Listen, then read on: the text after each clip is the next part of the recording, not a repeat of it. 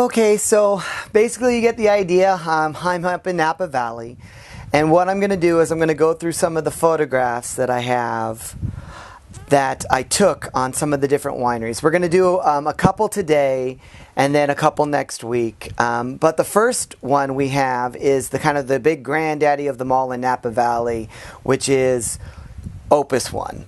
Opus One is they basically just produce one bottle of wine. It's Robert Mondavi and Rothschilds, and they get together and they source the best grapes, and they make the best bottle of wine that you can get in Napa Valley, or at least according to them, the best bottle of wine that you can get in Napa Valley. And it's just one. The thing about Opus One is that it's extremely expensive. The bottle is about $225. The tasting alone is $40 for a 4-ounce pour. So that's basically $10 an ounce just to try this wine. The cool thing about it, though, if you go there and you do a tasting with them, is if you go with somebody that, somebody special, you can enjoy it and then they'll split it in 2 glasses for you, or you can each get your own tasting. The wine is good. I wanted to hate it so much. I wanted to hate it because it just feels like pompous and arrogant, we're the best of the best. Their wine really is good. Now, whether it's $225 good, that's really dependent upon you, but the wine is good. When you get there, you make your reservation and you go inside and you get a card. You give it to the concierge and they pour you your wine, and then they say go off. Go off, and then they have different places to sit down underneath the shade or out in the open, and it overlooks the vineyard. You go up the stairs when you first walk in the door, and that's where you go and get your card. And the architecture is really cool. It's kind of this modern feel with the slanting and the stone. And the inside is extremely beautiful. And then you go up above and you can actually overlook the courtyard, as well as overlooking the vineyard itself. And you can sit and relax and enjoy your wine for as long as you want. And it's really kind of cool to be able to do that. You see the workers working on the wine, picking the grapes, and just hanging out up above. The neat thing is that when you go to there and you do your tastings, they give you a little memento of what the tasting is like and what you can expect, which is a great little keepsake, and to enjoy the wine. And once again, the wine is it is really, really good. I wanted to hate it. I wanted to say, oh no, it's not really worth it, but the wine is really, really good. So that was the first tasting.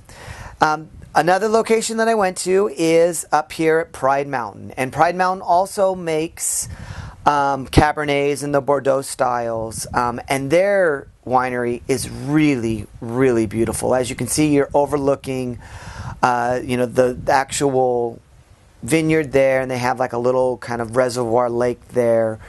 And when you do your tastings, they take you on this really cool tour. They show you the different soils, and it basically imparts the different flavors into the wines.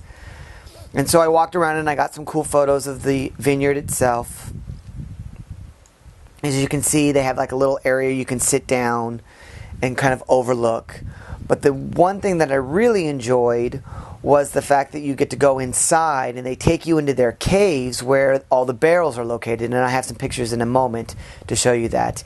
Here's more shots of the vineyard itself.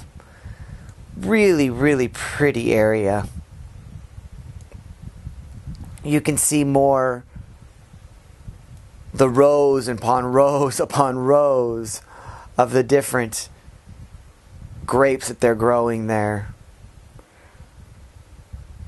And now we have inside, which is really cool when they take you on the tour, to see all the barrels just lined up in these caves. And the neat thing about being in these caves is the fact that the temperature is really constant.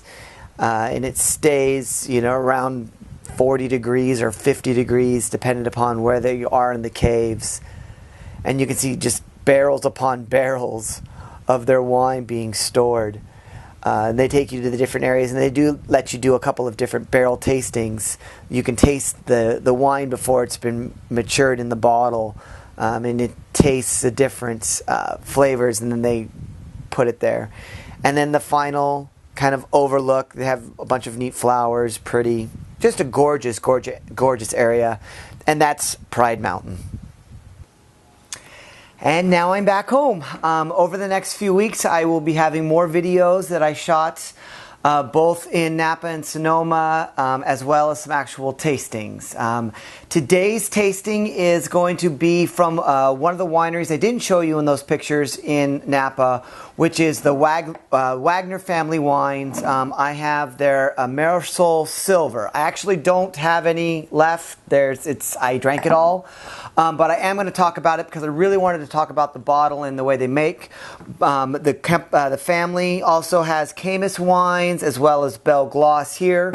Here's a bottle of the Pride Mountain Merlot. I will probably do a tasting of this in the future. I'm not ready to open it up yet. I'm going to save it for a little bit, so I'll do a tasting later on. But those are some photos from some of the wineries. So today's wine actually is a Chardonnay, and this is an unoaked Chardonnay, meaning that they don't put it in oak barrels. They ferment it in a concrete, giant concrete vats and stainless steel.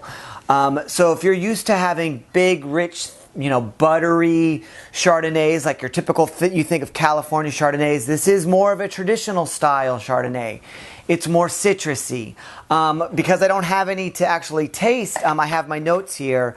It was, kind of a lemony zest. It was fairly acidic, and it had flavors of citrus and quince. And they also say stone fruit, like the pitted stones, like your pears, your apricots, those type of stone fruits. I found it more citrusy. I found it to be a little bit more like lemony, citrusy, grapefruit. That's kind of how I have. But it was really, really good. It wasn't very expensive. It was like around $25.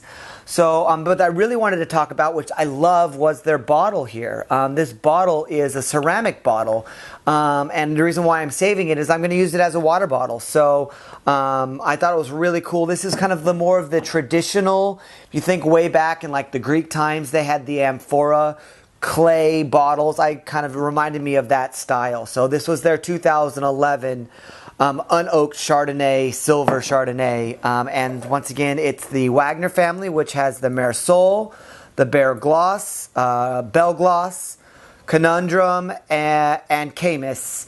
The Camus wines are probably their most known in terms of like higher end, a little bit more expensive wines.